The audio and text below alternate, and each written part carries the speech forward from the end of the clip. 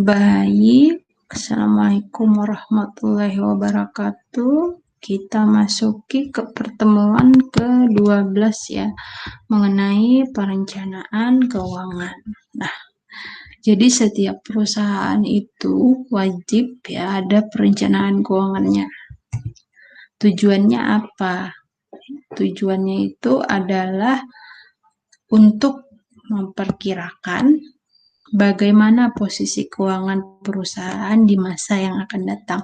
Apakah membaik, apakah memburuk, kemudian apakah perlu ada evaluasi, apakah perlu pertambahan modal, termasuk juga di dalamnya perkiraan tentang berapa banyak pendanaan yang eksternal yang harus dicari. Ya, jadi tidak hanya pendanaan dari internal saja. Nah, di sini proses perencanaan keuangan.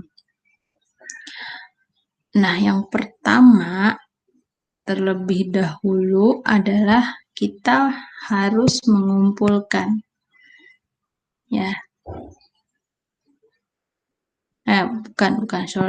menetapkan dulu tujuan keuangan dan prioritas.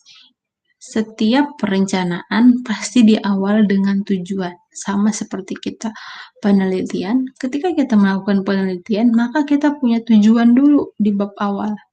Ya, jadi kita tetapkan tujuan keuangan kita tuh apa sebenarnya, prioritasnya apa, itu. Kemudian yang kedua, mengumpulkan informasi yang relevan terkait dengan tujuan yang kita inginkan tadi. Nah, kemudian yang ketiga, setelah informasinya sudah relevan, kita kumpulkan, lalu kita analisis.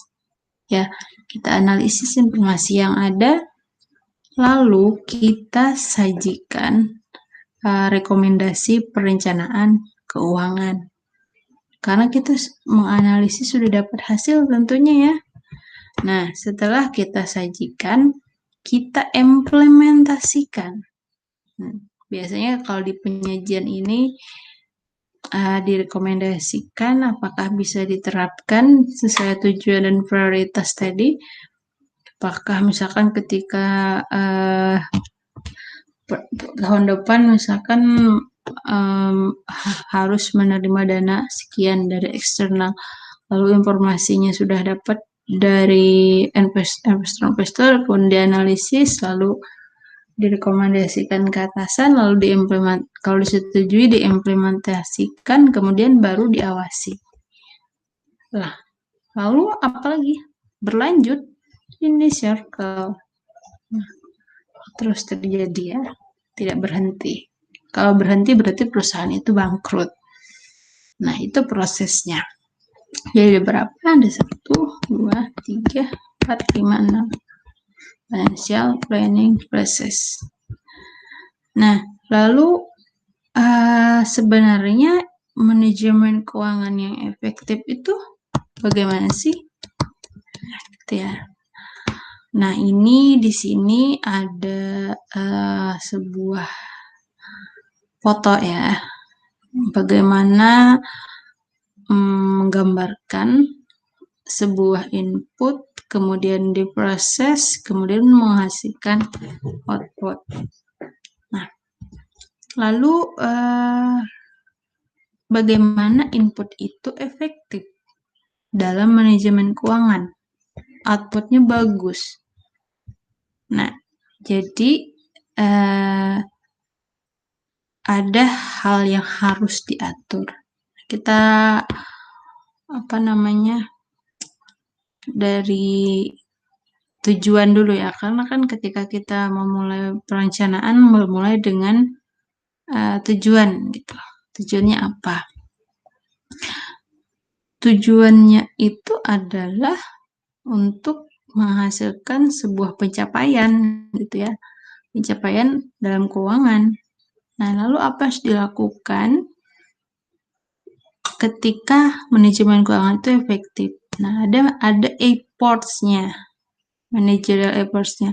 Seperti yang sudah disebutkan di awal, ada rencana, kemudian pembuat keputusan, lalu diimplementasikan, kemudian dikontrol, diawasi, lalu setelah diawasi, lalu dievaluasi, kemudian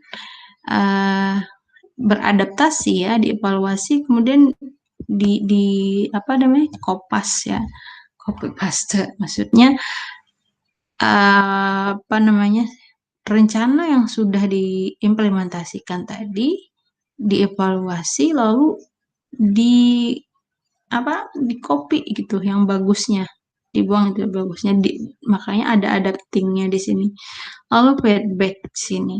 Nah, dalam perencanaan ini apa sih, dalam managerial efforts ini? Yang pertama, pendapatan itu yang harus kita rencanakan. Kita mau berapa sih pendapatannya? Nggak mungkin kan perusahaan tidak ada perencanaan terhadap pendapatannya. Kemudian pengeluaran. Pengeluarannya juga wajib ini, tidak bisa pengeluaran tidak direncanakan. Apa namanya, seenaknya aja berapa keluar sekian. Kemudian data ekonomi. Kemudian periklanan. Itu juga harus termasuk biaya ya, cost di sini. Berapa biaya yang harus dikeluarkan. Itu juga wajib ada ketika kita mau merencanakan keuangan. Kemudian standar dari perbandingan. Jadi kita punya standar gitu sebagai bahan dari perbandingan atas perencanaan keuangan yang kita buat. Nah, harus ada standarnya. Standarnya mau yang bagus atau yang biasa aja.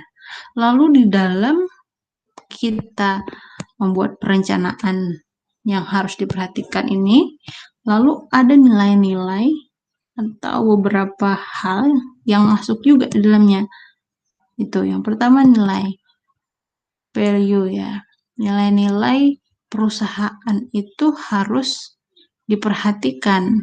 Tidak boleh merencanakan keuangan tetapi nilai-nilai yang dianut perusahaan ditinggalkan. Kemudian attitudes ya, attitudes juga perlu wajib tuh. Jadi ketika merencanakan keuangan, ini tidak akan merugikan karyawan. Misalkan merencanakan living expense-nya, biayanya tidak ada kenaikan, tidak bisa. Kemudian lifestyle, kemudian gaya ya, gaya hidup, lalu keinginan, kebutuhan harus dibedakan. Apa sih yang dibutuhkan? Jangan-jangan ini bukan kebutuhan, jangan-jangan ini adalah keinginan saja.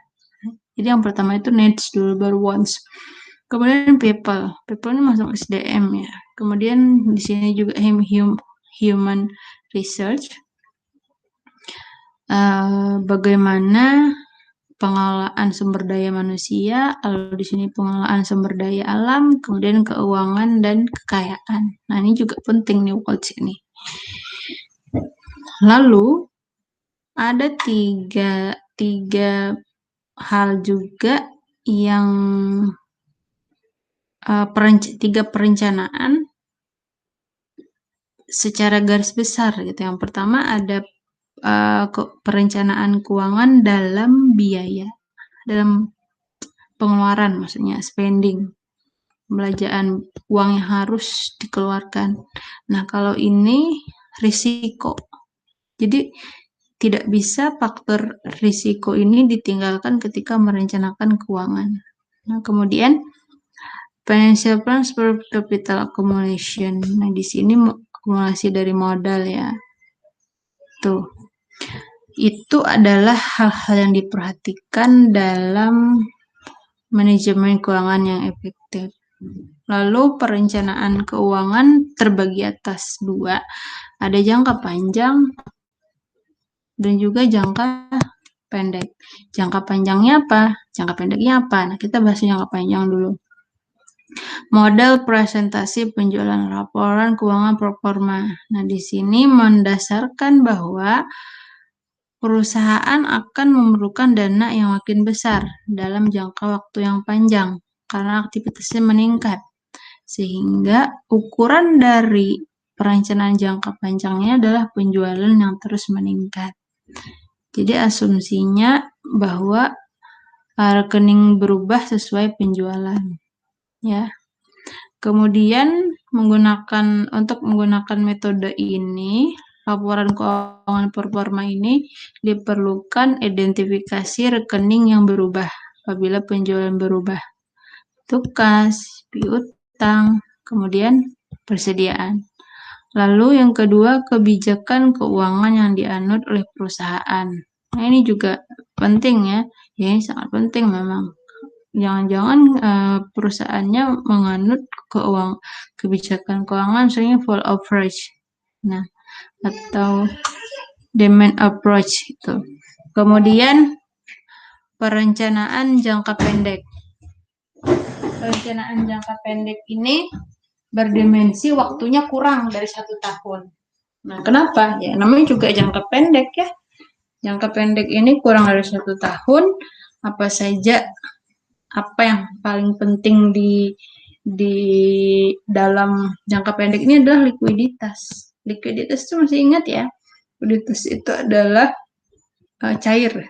Artinya bagaimana perusahaan itu menyediakan uangnya yang mudah dicairkan ketika ada force majeure misalkan dan lain-lain. Nah, ini bisa dilakukan dengan analisis regresi linier dan analisis regresi nonlinear. Nah, kalau analisis regresi linier ini hubungan antara satu variabel X dengan variabel Y, gitu ya, itu linear.